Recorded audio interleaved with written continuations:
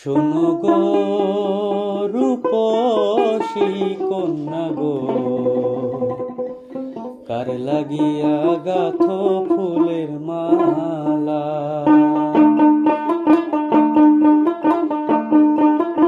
শোনো গো রূপসী কন্যা গো, কার লাগিয়া গাথো ফুলের মালা।